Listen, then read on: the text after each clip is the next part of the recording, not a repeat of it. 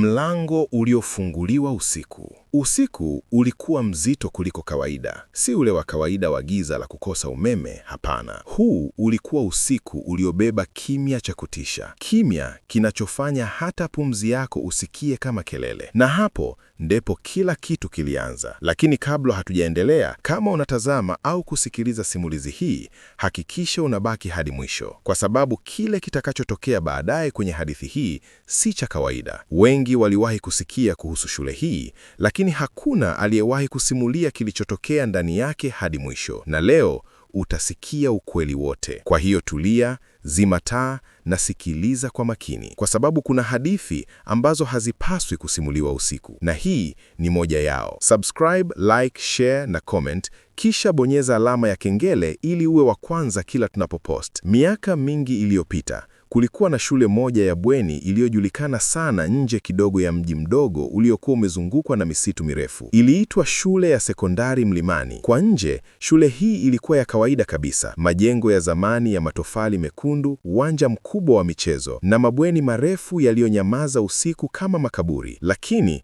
kulikuwa na jambo moja lililofanya kila mtu aliyeishi karibu nayo awe na hofu. Shule hii ilijengwa juu ya eneo ambalo zamani lilisemekana kuwa makaburi ya zamani sana. Wazee wa eneo hilo waliwahi kusema mahali pale palikuwa na mizimu mingi iliyokuwa haijapata pumziko. Lakini miaka ilipopita, watu walisahau na shule ikajengwa na wanafunzi wakaendelea kusoma bila kujua ukweli. Mpaka siku moja, kila kitu kilibadilika. Juma alikuwa mwanafunzi mpya wa kidato cha 4 aliyekuwa amehamia shuleni hapo katikati ya muhula. Alikuwa mvulana mwenye utulivu, mpole na aliyependa kusoma sana. Siku yake ya kwanza alifika jioni. Aliposhuka kwenye gari, upepo baridi ulipita ghafla na kumfanya asisimke. Aliinua macho yake kuangalia mabweni. Kwa sekundi chache alihisi kama kuna mtu alikuwa akimtazama kutoka dirishani, lakini alipokaza macho hakukuwa na mtu. Aliwaza ni mawazo tu. Usiku wa kwanza, Juma alipelekwa kwenye bweni la zamani lililojulikana kama Bweni C. Lilikuwa bweni la zamani zaidi shuleni. Wanafunzi wengi walichukia kulala pale, lakini hakuna aliyewahi kusema sababu wazi. Walimkaribisha kwa utulivu usiokuwa wa kawaida. Hakukuwa na utani, hakukuwa na vicheko, ni kimya tu. Usiku ulipoingia, taa zilizimwa na wanafunzi wote wakaingia vitandani. Dakika chache baadaye, Juma alianza kusikia sauti. Sauti ya kitu kinachoburuzwa sakafuni. Saa, saa, saa. Alifikiri ni mwanafunzi mwingine, lakini sauti hiyo ilikuwa ikitoka nje ya bweni, kutoka upande wa korido. Taratibu, ikawa inakaribia mlango. Moyo wake ukaanza kudunda kwa nguvu. Kisha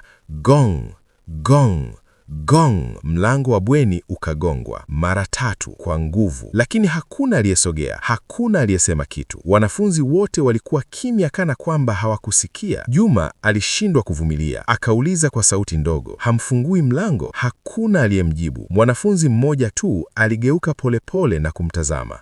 Uso wake ulikuwa na hofu ya ajabu. Akamnong'oneza, "Usijaribu kufungua ule mlango." Juma akashangaa. "Kwa nini?" Mvulana huyo akasema kwa sauti ya chini sana, "Kwa sababu anayegonga si binadamu." Juma alihisi damu yake kuganda, lakini kabla hajauliza chochote, sauti ile ikakoma ghafla na kimya kizito kikarudi. Usiku wote hakulala. Siku iliyofuata alijaribu kuwauliza wanafunzi wenzake kuhusu tukio lile, lakini kila mtu alikwepa. Wengine walibadilisha mada, wengine walimwambia ache kuuliza, mpaka alipokutana na mwanafunzi aitwaye Baraka. Baraka alikuwa kimya na mwenye macho yaliyojaa huzuni. Alimvuta pembeni, akamwambia kwa sauti ya chini sana, "Kuna kitu kinatokea hapa kila usiku. Miaka mingi iliyopita, mwanafunzi mmoja alifariki ndani ya bweni hili, lakini mwili wake haukuwahi kupatikana." Juma akahisi tumbo lake linageuka. "Unamaanisha nini?" Baraka akamwangalia moja kwa moja, akasema, "Alimezwa na shule hii." Juma alidhani ni utani,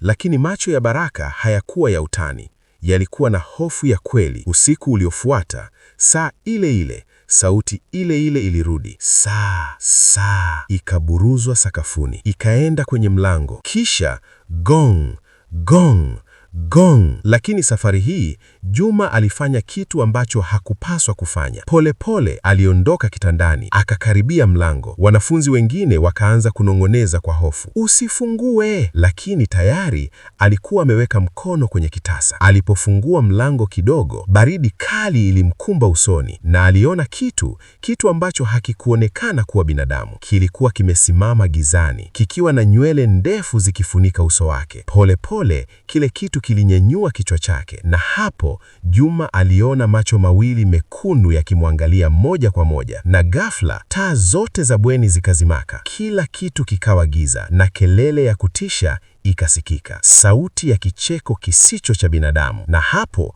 ndipo Juma aligundua ukweli wa kutisha, kwamba shule hii haikuwa tu mahali pa kusomea, ilikuwa mahali pa mizimu kuishi. Na sasa wamemuona. Mwisho wa part 1. Usisahau kusubscribe, like, share na comment kwa mwendelezo.